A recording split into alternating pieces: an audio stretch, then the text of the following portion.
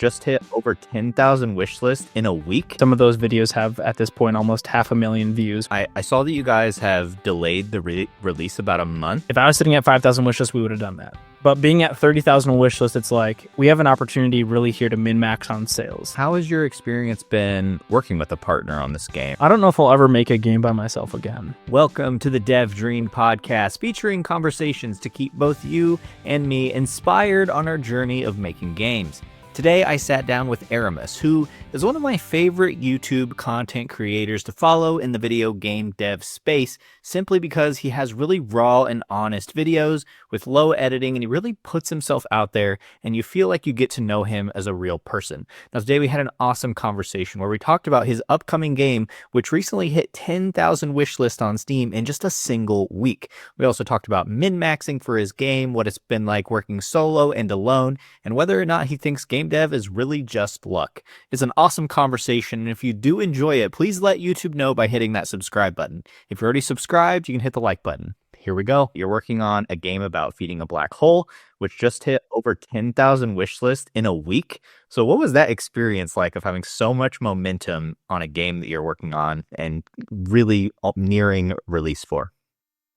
Yeah, so I'm working on that game. This is the first game I'm making with somebody else. I'm partnering with Thornity, also known as, I guess his real name is Corey. I don't guess that. His real name is Corey. We're working on that game together, and it's been fun to kind of ride that wave together and just like look at the wish list every day. And initially, we had a lot of YouTubers play the game, and some of those videos have, at this point, almost 500,000 views, which is crazy. I always try to think of view counts and like sales and stuff in terms of how many people are like in a room. Like, it's a really good way to context, like, if 50 people buy your game, like 50 people is like a pretty packed room. Like, if they're all playing it at the same time in a room, like, it's a sweaty room, it would have a certain smell to it, you know? We've gotten to the size of where I'm like, I don't know how to quite process some of these numbers. So it's fun to kind of see and like be like, okay, we hit 700 in one day. That's probably the peak. Okay, it's going to come back down. That's cool. That changes some of the calculus for what we can do with the Steam algorithms and things like that. But it just kept going up and up and up. And then during the Next Fest, we hit one day, I think our max one day was over 2,000 wish lists at one point. Wow. And we're like, what? And we've still kind of expected to come back down, and it's still post Next Fest had a couple of spikes here and there. So it's been weird. It's been, if anything, it's been nice because it just opens up options for us to do when we release the game, like different algorithms and things we can try to hit and try to like min-max the release. Because my first two games, Hexagod and Chess Survivors, going into those releases had nowhere near like this level of wish list. Like we just passed 30,000 wish lists. Like, that lets us do so much more, where like Hexagod had 3,000, which is still a lot, but like with 3,000 wish lists on Steam, you basically still don't hit the algorithms. You have to really get to this like this magic number everyone says is like 7 to 10,000. And that's because of just like being competitive in the wish list space when you get released and all these different things. So it's been very interesting to start learning about how to min-max that stuff, because all my other games were like, how do I make this game more fun? And now we hit the fun, we hit that like validation, and trying to see where it goes next. Yeah, so you mentioned, reaching that 7 to 10,000, but you're a pretty good bit above that now. So I saw that you guys have delayed the release about a month. Now, is that just to fully make sure that the product is like super good because it's validated and people want it? Or are there other algorithms and milestones that you're now reaching for above 7,000? It's not necessarily to keep getting more wish lists, although that's going to happen naturally. Like, I think if we keep on this pace, because we're still having some YouTube content creators play it and people stream it on Twitch and stuff, and like that'll still keep netting us more and more wish lists. I estimate we'll probably launch on December 15th with like 40,000 wish lists, which would be awesome. That is a nice consequence, but I think the biggest reason we did move it is like we wanted to build this game in a short amount of time, and so basically, it was like 300 hours was the target, and that made it so that when I launched the demo on September 25th, I only had the demo. I had there was no more of the game. Like, people asked, like, hey, can I play the rest of the game? Like, there is no more game. That like the demo was all we had. And so then we were like refining it for the next fest, and we kind of left a month to basically finish the game. All of that trying to fit into this like really tight time constraint to make the game. And we could have hit, like, our target was Monday the 10th of November. We could have probably hit that, but we would have had to basically take the demo and just keep running with it, make no changes to the demo scope, and just start adding on to the end and just kind of hope for the best. If I was sitting at 5,000 wishlists, we would have done that. But being at 30,000 wishlists, it's like we have an opportunity really here to min-max on sales. Like, let's take another additional month of our time, dedicate, get some play testers in there, start really kind of looking at some of the things that we want to improve upon those things, and then execute on the full game idea with like a little bit more confidence that the product we put out will match the opportunity that we have. Does that make sense? Yeah, that makes a lot of sense. Now, you mentioned a couple times there min-maxing. Now, I also interviewed Corey, who you're working with. Really fun conversation. Great times talking about min-maxing. But just how has development been different for this game? You know, one, it's your third game, so you have a lot of experience, but also taking more of a min-max mindset, you know, with the idea kind of set out to be what's going to work to be profitable is my understanding. So just can you kind of talk through that and how it's been different? How are you thinking about it? Things like that. I mean, you nailed it on the head there. Like, the goal of game 3 is profitability. Coming off of Hexagod being a game that I spent well over 1,000 hours over the course of a year building, its sales have just not been something that leads to a profitable studio, which I think simply can come down to number of hours put in, or number of dollar sales divided by number of hours put in. Can be a really good metric to see, like, am I making a livable wage by making this game? And I think with Hexagod, it's like less than $8 an hour. And like, things are getting expensive that you can no longer live off of $8 an hour. And yeah, so going to game 3, the goal was profitability. And that is trying to min-max for picking ideas that I know I can build. There's very little unknown in this core game idea. Now, I've had to do some learning on how to optimize a game and how to like take things in Godot and like optimize them for having lots of stuff happen on the screen at once. All my other games have been a little bit more simplistic, and so they can kind of just duct tape together. So there is still a little bit of learning in this game, but a lot of it came down to, for me especially, is like, if I can't control the outcome of how much money I'm making, how can I control my inputs? And I have a huge background of engineering, and when we're estimating how long it takes something, one of the hardest things to estimate is how much unknown you have. And so I was really, really trying to like lower the scope of the unknown things in the game, so that every step of the way I could feel like, yeah, I know how to do it. Yeah, I know how I feel I can hit that. And one of the things I talk with Corey all the time about is like, especially in the early days, we were like checking like, do we think we can still make this game in this amount of time?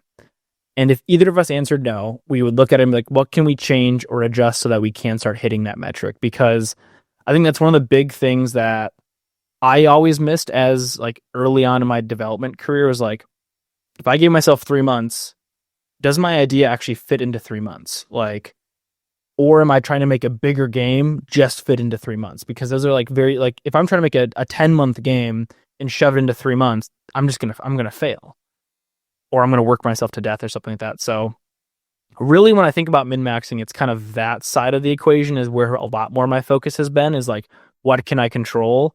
And then working with Corey has been helpful to be like, okay, we have this opportunity on Steam. Here's how we min-max those things. Here's how we pick the day we release. Here's what can happen if we can just get some more concurrent users. And so we're trying to find these moments to like, I don't want to say min-max again, but try to like min-max concurrent users, which simply just looks like giving players opportunity to keep playing the game. But how do we do that in a way that doesn't take 10 hours? Is there a solution that takes 1 hour and then we can get 10% more concurrent users or something like that? So those are the interesting conversations that I think we're having behind the scenes of like, what small things can we do that have an outsized impact maybe on trying to like really rev up the Steam algorithm? Yeah, it's such a smart way to approach it whenever you just want to be able to make games. And I think I consume a lot of game dev content. I think a lot of people say they just want to make games, but I don't think a lot of people take a business minded approach, which, I think that game dev is art and it's beautiful. But for people that do want to do it as a job, I think there's a Yeah. practicality to that. So why do you think Yeah. it's so skewed where I feel like almost no one is talking about doing it in a way like logistically that's profitable other than just like make a good game? Um, it's not sexy. It doesn't create a good thumbnail. It doesn't create a good title. Uh, Um, which I guess is something that's been hard for the YouTube side of it all. Is like, how do I sell what I'm doing to an audience? Um, I don't know, and I think that's probably why we see much more people are like sensationalized. Like the things that do really well are these eye-catching titles and thumbnails and these different situations to talk about. Like I I I consume a lot less game dev content than I used to. Partly because I kind of want to have my own voice and my own vibe to it yeah. all, and I think I've found my own voice in the last year. Um, yeah, I don't know. Why do you think? Why do you think people aren't talking about maybe the business side of it all? Because I also think there's a lot of people maybe who aren't in it for the business side. I think there's a lot of hobbyist developers also out there who make games. But what do you think? Yeah. Yeah, I think let's set aside the people that are just hobbyists and just love it Yeah, because there's a lot of those people and that's very yeah, valuable. And I'm not saying that I want less of that. I'm saying I think I hear some people say I'm not a hobbyist. I want to do it as a job, but then they don't talk about it in a business minded way. And I yeah, wonder, I guess, in this conversation, the thing your comments sparked for me is I wonder if YouTube specifically, I mean, that's where I get most of my game dev content. It's interesting, it's entertaining. I yeah, wonder if that's a microcosm that maybe isn't indicative of making more money all the time. And I think it's because you maybe need to hunt for titles and interesting topics, and maybe if you're doing devlogs, maybe that gets into your brain. I don't know. I've never done like a devlog series, yeah. but I'm wondering if maybe a part of that is that YouTube is a microcosm that maybe there's people out there that aren't on YouTube that are doing it this way. What do you think about that? Yeah, perhaps people are like making there's this weird tension to it with YouTube of like I'm trying to share my progress as a developer and also pitch you on this idea. Like there's this weird tension between a devlog and like a development update. And I feel like a development update is like Coffee Stain's a great example. Coffee Stain makes videos about Satisfactory. Those are the people who made Satisfactory, and their updates and that stuff's focused directly on the player is who is going to be consuming this video, right? That goes into their Steam posts and stuff like that. That's like a development update. Here's what we're working on. Here's what we did, right? Um, where I feel like a devlog, especially thinking like a dev duck or somebody like that, like those things are really really geared toward like game developers, and that is such a niche audience. And so it's interesting to see people who can try to like bridge that gap between a dev log that's focused on like teaching a developer how to like do something or come along the way as a developer, and like also net players who maybe are interested in watching this game come together. Which I think is something people can hit, because like I watch Alex Steele or Alex Steely, whatever his name is, but he has videos that are all about him like in his shop doing like forging videos. So he's like forging steel and stuff. I have zero desire to do that as a hobby. So I'm not like learning, but I'm very interested in watching it from like an educational, not educational, but like an entertainment standpoint. And so I think that's something in the game development space that some of those people hit really well. Of like a dev duck video, you don't have to be interested in development to like watch that video, enjoy the content, and be like, oh, this is really cool. I just like hanging out with Ben as he's making games and like sharing that process with me. So um I think back to your question that there's like a tension behind trying to like sell your game as you're sharing it. And I think for me, realizing that YouTube for me is not about selling my product. Yes, I pitch my game, and yes, I say, hey, you can support the channel more by going and buying these things. There's like a way to monetize my content still.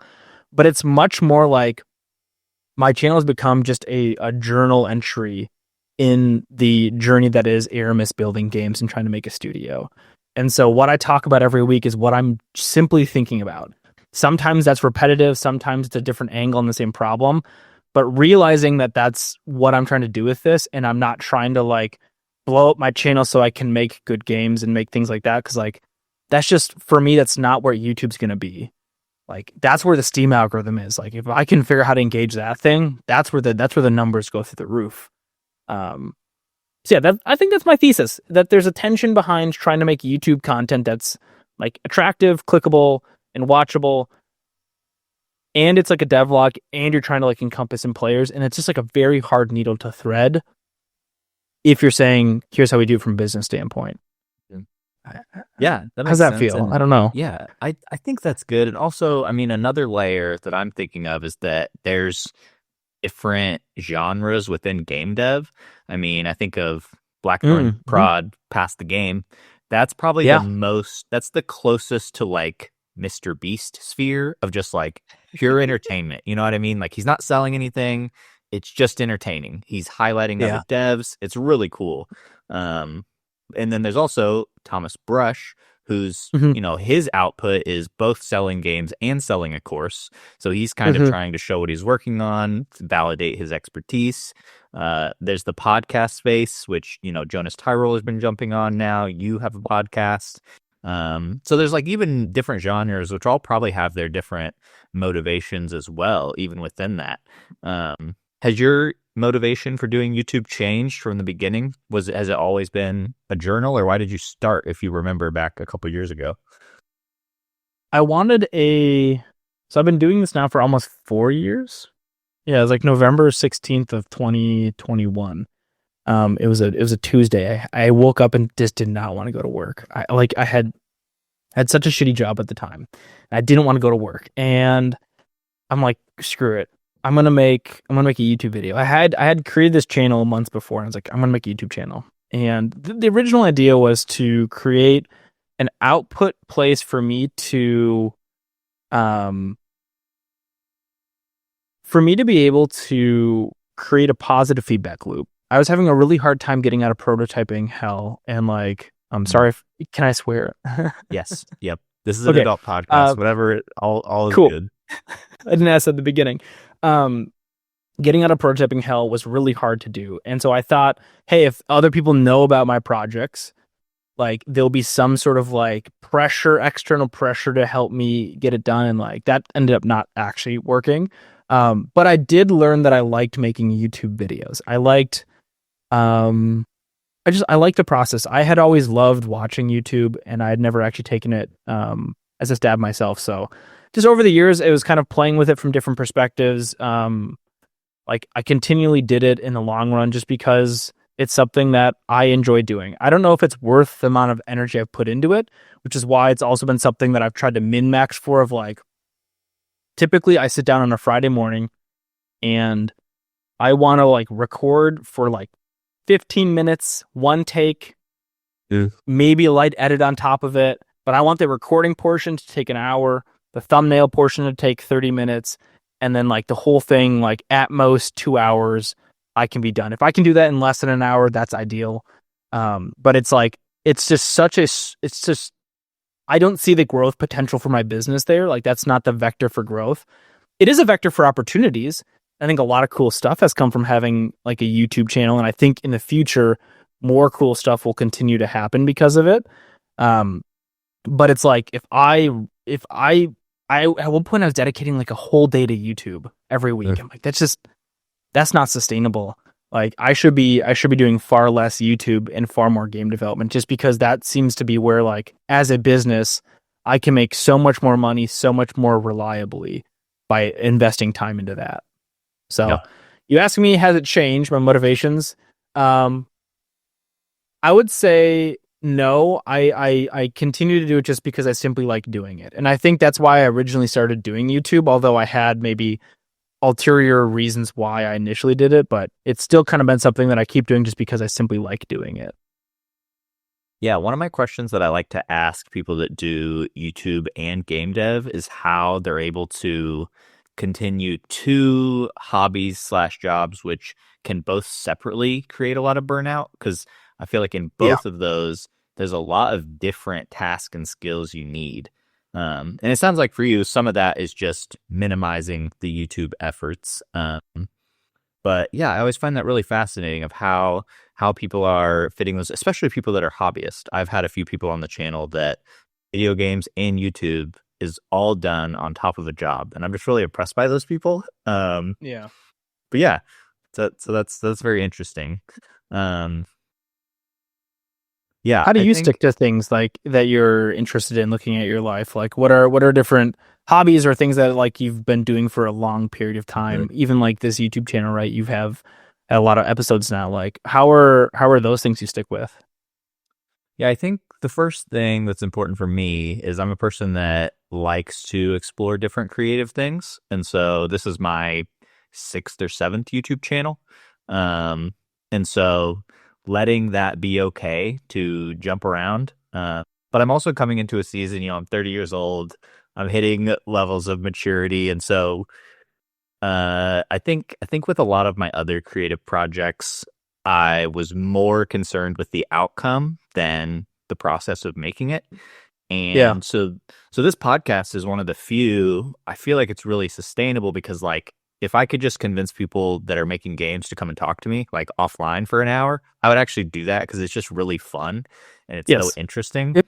And so this project I think is pretty sustainable because I actually enjoy the input. Now I hate video editing, so there's like parts of it that are tedious, but whenever there's at least the bulk or I get to even do the fun part first and then I go edit Yeah. after, and I do super minimal editing, like as Yes. light as possible. Um Good. I was gonna say, and then what if you stopped editing? yeah, I mean, I basically do. I Yeah. find a couple quick cuts to make it interesting to the beginning because I think I want to Sure. draw people in. And then after that, it's just whatever we said. If I said something stupid, Perfect. the guest had to get up, it's just in there. Yeah. Um, Perfect. I like that. yeah. And then just, personal hobbies. There's a few that I just end up sticking with. I played Magic the Gathering for probably 10 years, and I think having friends that do something helps a lot because you kind of stay excited together. And in the seasons when I'm less excited about Magic, they still want to play, so I still go play because it's hanging out with my Yeah. friends. So community helps, I think, too. Oh yeah. Yeah. That's a huge point. Community is such a big deal. And I think that's one of the biggest themes of this year for me was like community. Like that's why I started my podcast was like, I just want to talk to more developers. Like I don't really care for that. If that podcast, has 10 views or 1,000, I don't care. Yep. I want to have these conversations anyways. And it's such an easy pitch to be like, hey, come join me and let's talk for an hour on my podcast. I could probably say, do you want to just hang out and chat for an hour? And maybe that would work. But like, there's something nice and official about a podcast invite, right? Yep. Even like going to local like game dev meetups for me has been helpful just to like be able to talk to other game developers and things like that. And like trying to, I don't know, like I would say it's probably where my YouTube and my Twitch content is like, that's all my like community stuff that I'm trying to like build a system to help support me as a creator, because making games is like a pretty lonely and like solo endeavor typically. Yeah. How has your experience been working with a partner on this game? I feel like that is a little bit of built-in community, even if it's just one person. Yeah. How has that experience differed from your first two games? It has been lovely. I don't know if I'll ever make a game by myself again. I think it was important for me to have made games by myself to like figure out and really become in tune with what I like to do. And I've been proposed by many people to work on games with me, but they've never felt like something where they would complement my skill set nicely. Right. And on top of that, it never felt like someone was coming at me from a perspective of like, hey, I've made this really successful project. I want to make something with you as well. And like, I can see where you'd add value to this thing. And like, it's really hard where I'm at with my business to like work with somebody who I don't know if they've actually can make a product. Yeah. Like that's successful, because I'm not necessarily looking to mentor somebody I'm not looking to like help somebody like figure out how to make their first game. Although I do have game development coaching on the side that I do those activities with. But if I'm like sacrificing my time to do those things, I want to be doing it with somebody who I think is going to add value to the project. And that's where Corey came in. He had made Click and Conquer with Sockhouse, and like he had and is complementing my skill set in a really nice way of like really being interested in marketing and diving into the data and like having made incremental games and having like thoughts on them. And from a design standpoint and a balancing standpoint, it's been so helpful to have somebody else to just bounce ideas off of. And like a lot of the time we're just like helping each other get out of our own ways. Like it's so hard as a developer to not get in your own way. Oh, this is like to like put your heels in the sand and be like, this is the way I want to do it, or I want to make sure this UI worked perfectly right now. And it's really nice to have someone say, what if we just like tabled that for now? We'll come back to it later. And you might never come back to it, but like having somebody else who has skin in the game, who you're actively talking with on a day-to-day basis. Like we probably have a Discord call like 2 out of every 3 or 4 days. And then also just like DMing all the time on Discord. Like it's been really, really nice to be able to have someone to bounce ideas off of. And just basically a coworker at this point has been nice to have that again. But it's not so much like working in an engineering company. It's like so much of our effort in a big team of like 10 engineers even is just communicating and getting people on the same page. So one other person hasn't, like there is still effort put into communication and being on the same page, but it doesn't feel as bogged down as like daily stand-ups and like retroactive meetings and like these planning. There's not that much planning going on. And so it's been nice to like still feel lean as like a 2-person team. Yeah, I think Jonas Tyroller says his favorite experience is working on a really small team. And he would say, I think working solo is better than working on a bad team, but working on a good team is better than working solo. I think he would say like 2 or 3 is best. Do you think you'd ever work on a bigger team? Absolutely. We could have an artist easily fit into the project. It's not something I'm good at. It's something I'm okay at. And you can see from the games, it's like there's a very minimalist approach to the games. And like the games are fun because they're fun, but the games are fun because the mechanic is like the mechanics and things we put in are like satisfying and hit a certain vibe. It's not like a visually stunning experience. It's like a visually cohesive experience, which I think is a certain aesthetic to that, but it's like it's a very simple art style. It's just a color palette that I kind of copied from the game's called Glyphica Typing Survivor or something like that. But they had a really nice color palette, and I kind of yoinked the color palette and used that as the base. Yeah, the art style for a game about feeding a black hole looks really good, and it's just really effective, which, it makes sense. There's not like a dedicated artist on your team, and it works, and you have a nice color palette, and it doesn't get in the way of what the fun is. Yep. Now, when you guys started working on a game about feeding a black hole, was it just, hey, we want to work together, and then from there you did the deciding of the genre, or did you already have some stuff in the works and then Corey jumped on board? I already had it in the works, then Corey jumped on board. So basically I launched Hexagon into early access in March, and then I was like, I had the idea that I wanted to make a quick and dirty game that could focus on trying to be a good marketing package, because I had a hard time with the marketing of Hexagon of like, what is the fun of this game? The game is fun. I enjoy playing it. I've had the validation that once people get into it, they're fun, but like it's clearly missed from the like people can look at the page and know what the game is. And so with this game from the beginning, I was like, how do I make something that from the beginning, in the first 5 seconds, somebody knows what the fun is going to be? All the way from the name to the simplistic like design style to like the trailer. All of those things needed to like hit for me to like call that a cohesive style. And now, is the game actually fun? I didn't really care about it. I was trying to like take a step forward in my like ability to package up an idea to actually sell well on Steam. And so I have this point what's it called on Twitch, where you can like redeem point redemption, and it's called Feed the Black Hole. And it's 500 points, and you just shove in, like nothing happens. It pops up and says you fed the black hole. I've always wanted to create a little pop-up that then a little Yeah. black hole pops up on the screen, and then some like you can see a little spaceship. I was always Mhm. thinking like in a nutshell, like those little birds, like the little bird spaceship would pop up. You could see the person in there and their name would show, and then they fly around for a little bit and then eventually get sucked up by the black Yeah. hole. Um, I'm not a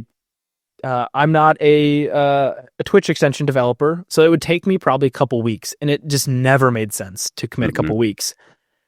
But boy, I bet millions of points have now been fed to that black hole, just intrinsically because of the name of it. Right. Nothing. There's literally nothing else. It's only a name, and so I was like, as I was thinking, I was like, feed a black, yeah, and like that could be a game. You know, I've never really played any of those like Katamari type games and stuff like that, but like I'm like, God, that could be something. And so I was experimenting with that style, and kind of playing with that for like very casually during my goal was actually the June Next Fest, and I never got to the point because I kept working on Hexagod too much. So then fast forward a couple more months, I'm still working on it. I'm starting to stream it more. In like July and August, I kind of really make this decision to stop working on Hexagod. I have committed enough time. I've kind of wrung out all the learning from the project I could as far as like designing goes. I was like, I need to shelve this project and really like look toward making sure the business, I don't run out of money. Because I don't want a full-time job again. It's like I can't run out of money. And at that point, I started really committing more time to making a game about feeding a black hole. And that's when Corey kind of was just like messaging me ideas and stuff. And I had him on the podcast after him and Sockhouse had made Click and Conquer. And so we kind of had a friendship kind of budding. I hired him to do some like auditing of Hexagod and Chess Survivors. And he kind of came to the same conclusion of like, hey, Chess Survivors still converts pretty well. Maybe invest more time into that or bundling. Hexagod, not so much. Probably should just move on from that project. And then eventually he kind of proposed like, hey, do you want to partner with this thing? I think I could help you really take this idea to the next level and stuff like that. And so we kind of hammered out an agreement in August, and then the rest has just been like rushing toward getting the game where it is today. Yeah, how did you actually land on an incremental game? Was it just in like some prototyping that's just what felt good? Or was there any, like Chris Zukowski would say that even choosing your genre is a part of marketing? And so were you thinking that far ahead, or was it just sort of an exploration in this idea about a black hole that then became an incremental, that then became a 300-hour project and so on? Yeah, there's this moment that you have as a game developer, and I'd be interested to hear if you felt this, where it's like, I think I can make that game. Like the first time I had it was when I saw Vampire Survivors. I was like, I think I can make that game. And then I made that game, but I added chess to it, and that was my like first game, Chess Survivors. Incremental games have always been something I'm like, I think I can make that game. And I had messed around with incremental games from a game jam standpoint and kind of always wanted to take a swing at making a full version of one. And so looking at that point, it was, I had like April, May, and June. And I was like, what could I make in 2 months basically to get into the next fest? And I thought an incremental game would be a good place to start as like something that was feasible to do in that amount of time. So it was an incremental game from the beginning. Not necessarily from a like, I think this is a good genre that has a budding market. I think I got lucky, if anything, in that. But it was more like I think I can do this in a short amount of time sort of idea. And then, as Corey would point out, like, yeah, incremental games, especially these like minimalistic, like one afternoon games are very hot right now in the market. Yep. Yeah, I think I resonate with that experience you have.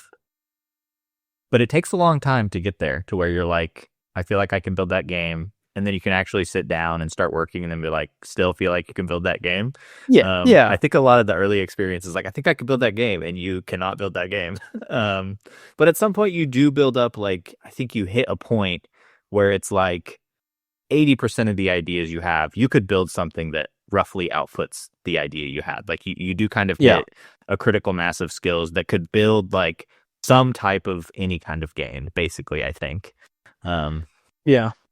What's that Now, first game that you remember thinking, I think I could have made this game? oh Because there's a boy. first game, like, for a long time when I'm making games, I'm like, I have no idea how anybody makes anything. There's Right. like, you're like, you see something like, I have no idea, right? You're Yep. like, I just have zero idea how they did any of this stuff. And eventually, like, oh, Hmm. I kind of have a gist of how that works. Like, Yep. do you have that first game that was like, I think I could have done this one? Yeah. I don't know if I have that. And my development experience is pretty thin. It's very much Sure. a hobby for me, and just to build up the lore of the podcast a little bit. So I started a couple months ago, and it was because I felt like for the first time a couple months ago I had hit that point where I could make just about any idea I had in a small scope. Sure. But that was my third time trying game dev. I had given up on game dev twice before. I started during the pandemic. I got on game dev YouTube somehow because everyone was just inside watching YouTube. Found game dev YouTube somehow, and was like, I want to try that. So I downloaded Unity, and for like months, I was like had dual monitors going, and I didn't realize it, but I was in tutorial hell. And so one day, like months in, like literally probably like 4 months of like working every day for at least a little bit because my job was super up in the air, and so I was Yeah. spending a lot of time with it. And I just sat down and was like, okay, I'm just going to open a blank project and make something. I was like, a lot of people have had this experience, but like, I don't know how to do anything. And so that was super defeating. So I quit and I gave up and I quit watching game dev YouTube. And then sometime a couple years later, a game dev YouTube video pulled me back in, tried for like a couple weeks that time. And I was like, oh yeah, this is hard. I can't do it. Yeah. And then somewhere along the way, a third time I got pulled in again, and I actually did make a super tiny little clicker game and released it on Steam. And now I'm kind of just like, yeah, I could build stuff, but I didn't want to give up because I feel like game dev is something I want to be in my life for a long term. Sure. And so I started the podcast to talk to people, to stay inspired, just through nature of, being adjacent to people that are making cool stuff. I think that keeps me motivated and inspired. And so that's kind of where I'm at. And that's why the podcast exists. So, Has that helped so far? well, tragically, this is probably the busiest season of my life. I'm making the podcast. I'm doing a master's program. I have several volunteer nice. responsibilities. So Ooh. I'm kind of maxed out, but Yeah. I graduate my master's program in the summer, and then I'm like, then I'm going to make something. Cool. And I'm committed Cool. to the podcast until then, and it keeps me adjacent to game dev. Occasionally on a weekend, I'll open up Unity just to try to make something move around, just to keep my brain fresh. Yeah. But I cool. feel the momentum growing to actually make a fun game. The game I released on Steam is more of like a tech demo. It's not fun. Sure. It's not a game really. But I think I will. I think over the next 5 years, I'll release a game that's fun and that I'm proud of. That's the goal That's for me. awesome. So I like that. yeah, you had backed up to a couple of your other games. You made Chess Survivors and Hexagod. Chess Survivors was the first one. Now, what I'm really curious about is if you could take us back in time a little bit and just what was happening in your life. How did an engineer become a published game developer? Like, why did you want to make games? How did you get there? Was your journey like mine, or was it a long journey of quitting, or did you just do it? What was all that like? Was it a long journey? Yeah, I'd say it's a long journey. I come from a life of playing video games. Like, my first memories are playing like Mario 64, sitting really close to the TV, and eventually realizing that I needed glasses. Oh, I didn't realize it, but my parents did because I was sitting so close, not because I was so enthralled, but because I couldn't see. And then I guess just like through the years, maybe it was like in college when I was learning programming, I was like, oh, it'd be cool to make games. But then all of a sudden you kind of get lost in like needing to get a job and like paying off student loans. And then even during that process, I remember flirting with some game development, but never really like diving into it. So it's always something that was like at arm's distance that I never really thought I could do. And then the pandemic hit. And one of the content creators I watched at the time, his name's Quill18. He played a lot of like Civ 6 and like strategy games. He did Ludum Dare, and would post on his channel basically like him doing Ludum Dare and like talking about making a game over the weekend. And I was like, shit, I got nothing but time right now. Let me see what I can do for Ludum Dare 46. I had a blast making it was like a text-based C# game. Had no idea what I was doing, didn't know how to use an engine. Programmed for like 16 hours straight one day, probably not that many hours, but call it 12 hours. And the next day woke up and I was like, wait a second. This is the last day of the jam. I was like, how do I even share my project with anybody? Yeah. It's like, what do I do? Where do I host it? Yep. And I just like quit. At that point, I quit the game jam, but I like got the bite. I got the bug and went into tutorial hell and ended up making my very first game for like the GMTK 2020 Game Jam. Did some learning, found itch, used Unity at the time, Cool. and then so just kept kind of learning. And fast forward to 2021, I was in a really shitty job that I hated, right? That's when I like woke up on that Tuesday, didn't want to work, called it a mental health day, and made that YouTube video. I ended up quitting that job. Me and a buddy who you still talk to time and time again. We became really good friends during that job and basically both quit at the first week of the year because we're like, this company is toxic. How they treated their contractors sucked. And even what like the predatory nature of their company, they're like a debt consolidation company. I'm like, it seemed icky, that not something I wanted to be a part of. I had some savings. I hadn't really had a break from jobs in a long time. So I quit with no plan. I was interviewing for some companies and stuff like that. But I really kind of thought about like, what if I took January as a mini sabbatical, 1 month sabbatical, focusing on some game dev, do some YouTube, just some house projects, like just kind of take a break from jobs and then like really start looking for jobs again in like February. And turns out I really liked that. Mm-hmm. I really liked the sabbatical nature because I didn't like stop working. I just started getting to work on what I wanted to be interested in working on. And so I looked at my savings and I talked to my partner at the time and I was like, I have enough money right now in my savings to basically have a 9-month run at this. Could I try to make a Steam game in 9 months and like really commit to this hobby and like see what I could do? And I did that. And during the time I tried to like basically like convince myself that this was going to be my long time, full-time thing. Cause I didn't want to stop, but I also didn't really have any income sources. I did more YouTube. I think I got monetized that year on YouTube. I started doing Twitch and like had some income from that, but like basically zero income for 9 months. Released the game at the end of the 9 months, got another job, and then basically spent the 15 months there trying to like save up more money to do it again. Continually learning, continually like finishing, like I released Chess Survivors into early access and then spent that like basically like the hobby time of that 15 months fully finishing Chess Survivors and then starting to work on like the next projects before I quit my job again in 2024, this time with more money and more income streams because I already was selling Chess Survivors at the time. Yeah, something I'm also curious about for you is, Chris Zukowski says that like almost no developers release a second game. It's like single-digit percentage points. What do you think it is about your experience, or how are you different that you had such dedication and drive to make another game? Why didn't you just go back to work and live a NPC life? An NPC life? Yeah. I say that, jestingly. I work a random 35-hour job. I never heard that, but I love it.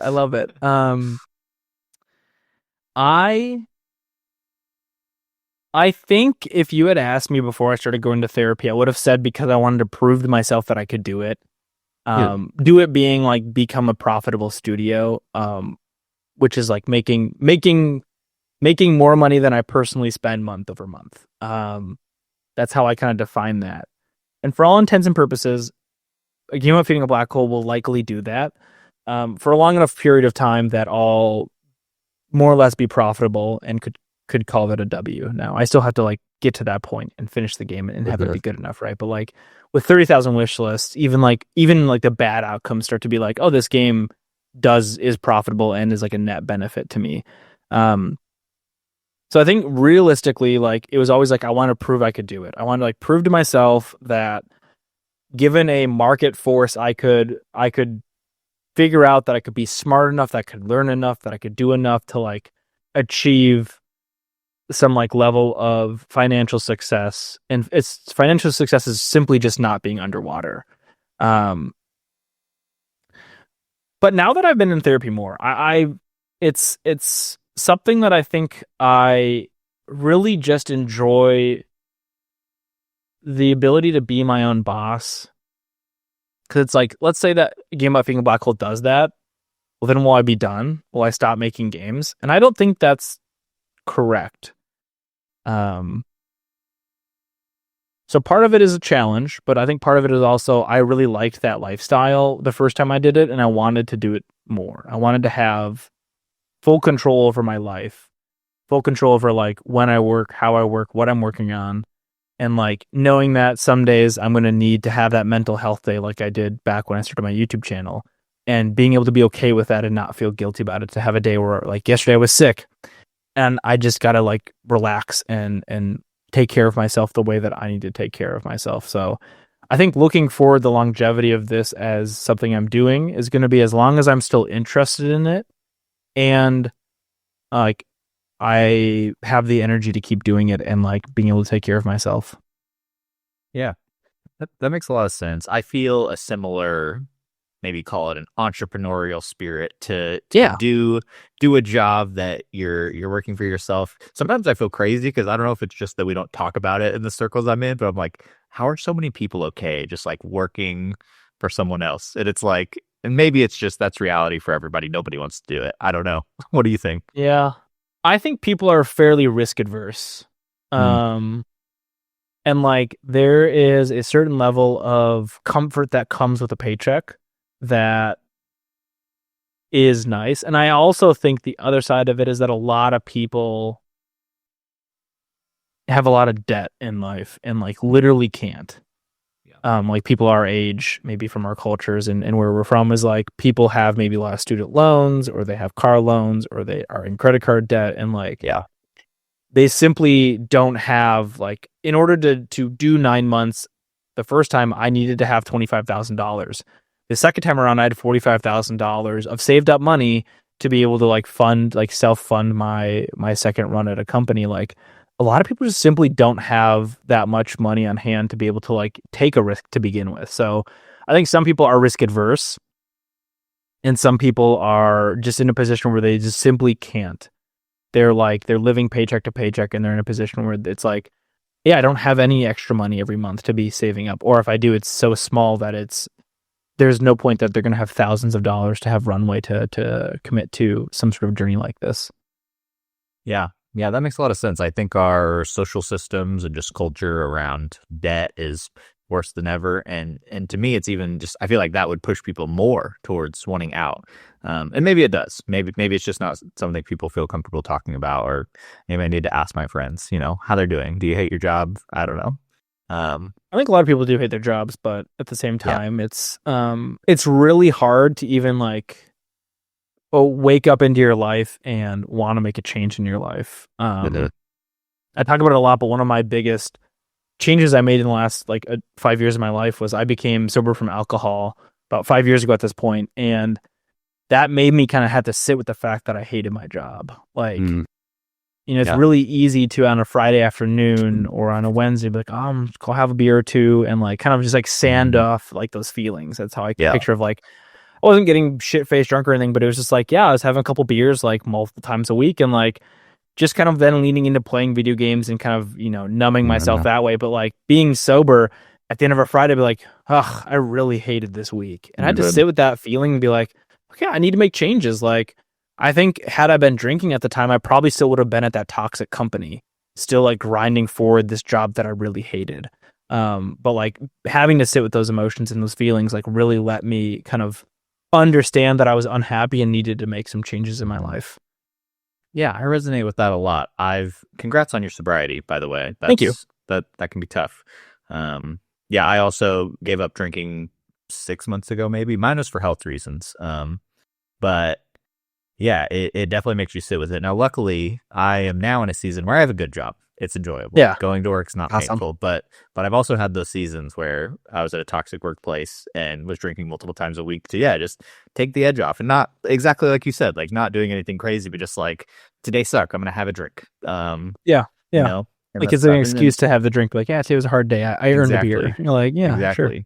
But one thing I found in those times also, that a much healthier outlet that includes game dev was just anything creative.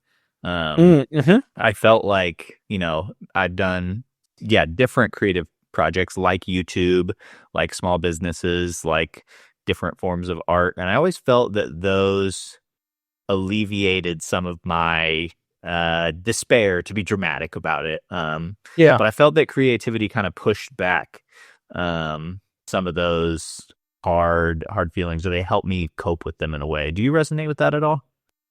absolutely. I think it's one of the reasons that I got so drawn to game development to begin with, was just like, oh, there's just so much creativity here. Um, and I think there's creativity in even like a corporate IT job.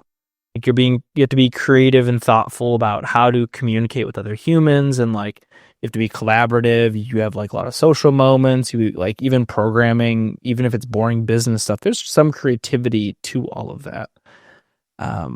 But I think with game development, particularly, like your output is an experience for another human, and you're trying to craft that experience, regardless if that's having fun or if that's trying to have them have some sort of moment of triumph by giving them failure, and then achievement, or if it's even to the other spectrum of having them have this scary feeling. You're crafting experiences for other people, and that is an incredibly, like, I don't want to be like, too much, but it's like it feels very profound to try to like think about like, how do I make somebody feel joy, or like have this like aha moment, or have this like, oh, like, how do you have those like fun, like sparky moments? Does start to like tickle the part of the brain that's like, what does it mean to be a human in a way? And I feel like, especially for me, game development as a creative pursuit, it's very interesting from that perspective, to dive into it.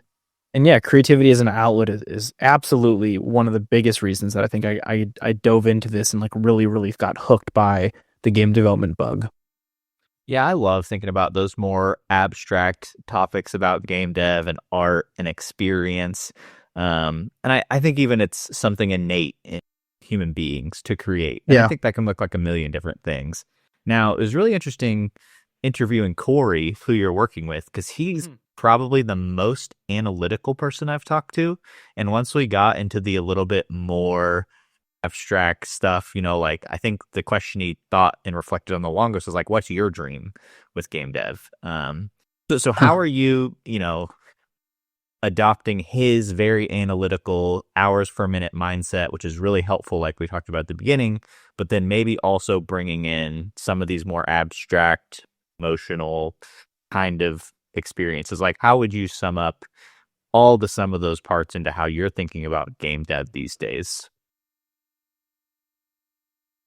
I think he's very analytical, but he also has a pretty good grasp of at least what we're trying to do with a game about feeding a black hole, which is have really good pacing. And that pacing is like, we kind of are trying to make it so you're not paying attention to the clock. Like, if there's a moment where we're like, I kind of wanted to stop playing there, we had to figure out how to get rid of that moment. And so he is analytical, but he's also checking in constantly to be like, is this moment fun? How does this feel? Like there's basically what we're trying to like understand people's attention span more or less with the game. And if there's a moment where someone's attention span goes away because they've gotten out of that flow state, whether they're too challenged or not challenged enough, you dip out of either side of that flow state. We got to like basically get rid of that, or like speed past that moment, and so that we can get to the next like fun novel moment. So it's funny because there is a lot of analytical parts of it, but like the way he's balanced the tree is like so much just off of feel, which is just the opposite of analytical. It's not like our tree isn't built around a bunch of formulas and stuff like that. It's simply like, we think this should go here. Does that feel good or not? And is that cost right or wrong? Should that be changed? X, Y, and like, so there's this like really, really rough kind of progression curve that is not linear. It's not formulaic. It's kind of just whatever feels good enough. And so it is interesting he's very analytical, but it's also, when it comes to the game design and game development side of it, it's like, it's all feel. And so that's surprising me too, is like how there's less analytics to a incremental game like this. Yeah, that's really interesting to know. And I didn't mean to reduce Corey to pure No, analytics, he is very analytical too. Yes, yeah. One of my favorite parts of our conversation was just his passion for like helping game devs find a better way. Yeah. So it was a really good chat. Do you think success on Steam is luck? Yes. Yeah. Absolutely. Interesting. I think that our game is good, and I think that it's very fun, and that's been like shown time and time again. But I also think that there is a ton of luck in any sort of success. To I don't know how to quantify that at all, but it's just like it does feel like there's luck involved. Like somebody like has to, like, especially with YouTube stuff, like they have to see the email, they have to be in a position where they're interested in playing it. They have to, which is like their whole mood can be kind of thrown off. Like I've been in moods where I see emails, I'm like, I don't know, I'm gonna ignore that, right? Like, and that has nothing to do with the email. It has everything to do with me. And even from like a YouTube standpoint, like there's some of these YouTubers probably get hundreds of emails a day. So then they have to like see the one that you have and have it pull out. And like, I would say one of the big things we did is we try to min-max for creating lucky moments, right? Like that's the thing in our control is how many emails did like Corey send out? It's hundreds, if not thousands at this point, right? Like if it were up to me, I send out like 50 and I call that good enough. And 50 is an over exaggeration. It's probably like 25. I'm like, yeah, whatever. Yeah. Right. But like that number needs to be really high so that if you have a 1% chance of hitting it, that you're rolling that die many, many times. Right. Like then you're going to eventually get some crits out of that. Like you have to crit fish. So I think those are lucky moments, right? I think it's a lot of dice rolling, but I think if you can stack up enough of that opportunity, you can eventually get to the point where your game can like have more success than not, I suppose. Yeah, it's really interesting that your answer went to YouTube. Do you think that Steam success is like innately tied to YouTube coverage? Yes. Yeah, I think so. I think it's really hard to get at that baseline of wish list without the YouTube kind of audiences. Like it's the one that I know the most. Is the way I find most of my games is by watching people on YouTube. I just think it's such a great vehicle for people to understand and find games that they might enjoy. Like you can opt into so much on YouTube. Like, oh, I like the way that this person plays games. And so if I only have a budget of $30 every month for games, I'm going to watch this person and see which of they cover 30 games. I'm going to pick one of them that I like and play that one, I don't know if that's true. I have no idea if that's true. It's just like, that's what I like. And that's what it's like.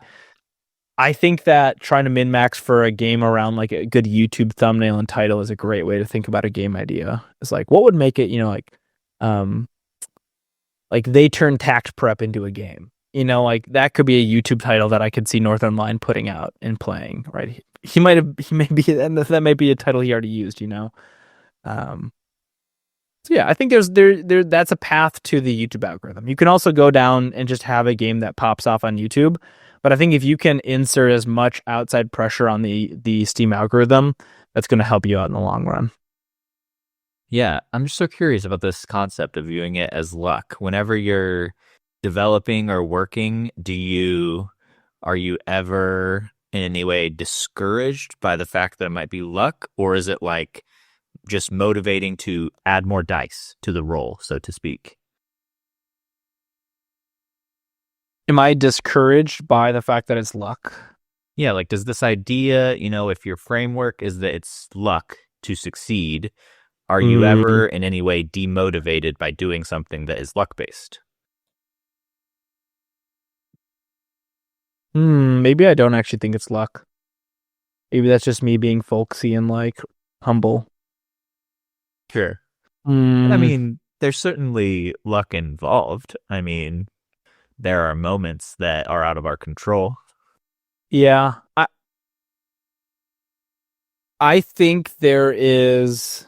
I don't get because I don't get discouraged by that. Like the fact that there is luck, that doesn't like discourage me at all. But I think if you thought it was all luck, then I could look at like Hexagod and say, well, I just didn't get lucky with that game. Mm-hmm. And I don't think that's true because I think I can look at that project and also see where it didn't succeed and then like learn from those moments. So then there's something of like, it's a good question. I don't get discouraged by the fact that I think there's like maybe the luck is like the order of magnitude in some regard. Sure. Yeah, that makes a lot of sense. Well, if that makes sense, like how big a game can be, like maybe the luck factor of a game of Fiend Black Hole is like because a game's good fundamentally. There's like a floor of how many wish lists we probably would have gotten at this point, right. And then that plus or minus is the luck. And I think that's the big thing. Maybe is that swing can be really like the Steam algorithm works exponentially. Like if we went in with.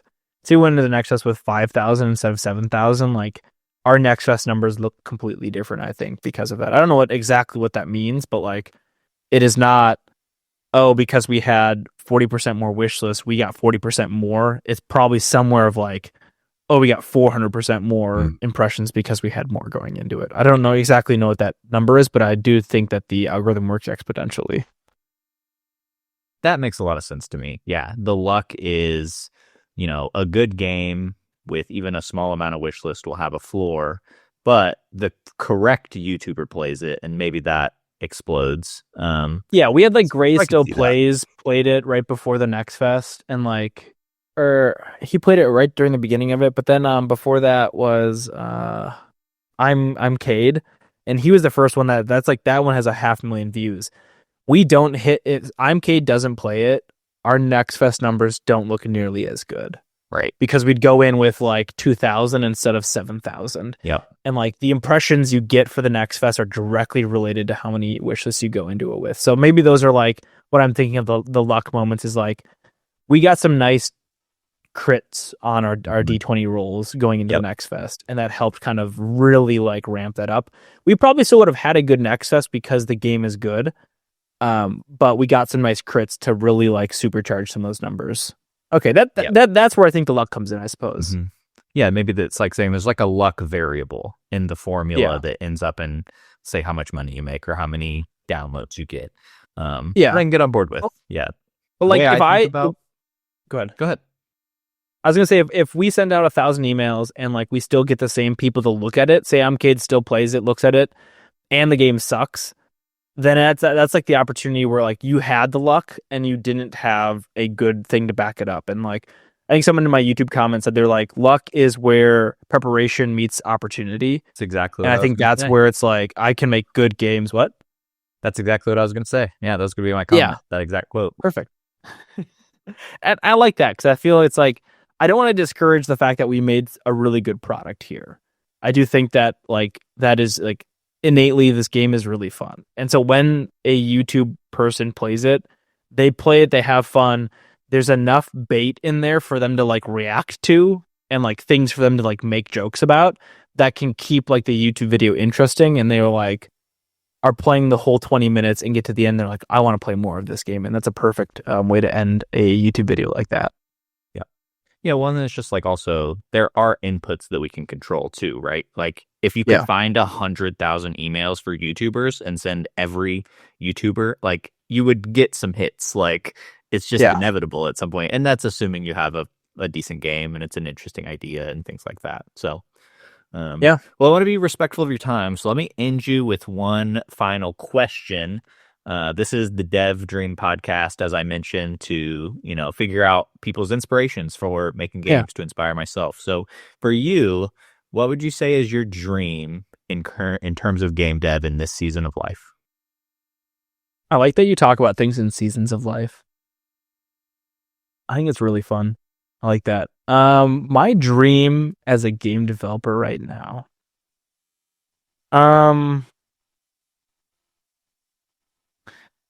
I am interested in being able to have myself be profitable, like just on like the tail of sales of my games. I think that would be really nice because something I don't do that I want to do more is like take time off. I have weekends off and stuff like that, and I'll take the occasional day off and stuff like that. But like, I want to have more.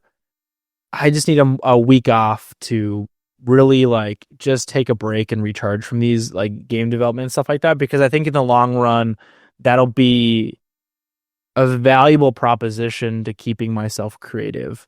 And I think something that holds me back from that is that there is still technically a burn rate on my studio. Like I run out of money at some point still.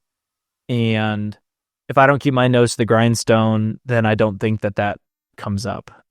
So I think that's my dream, is just being in a financially like stable position where I'm not super worried about that. And I guess I'm not super worried about it at this point, but it'd be nice to like go into like December and like take 2 weeks off and just like hang out with my friends and like start a Minecraft server, play hardcore WoW, and just like really like dive into just like kind of chilling for some time, or like take the whole month of August off or something. You know, like be in a position where I can like really treat myself as an employee the way I've always wanted to be treated by an employer. So that's my long dream right now that I really hope I can get to in the next year of game development.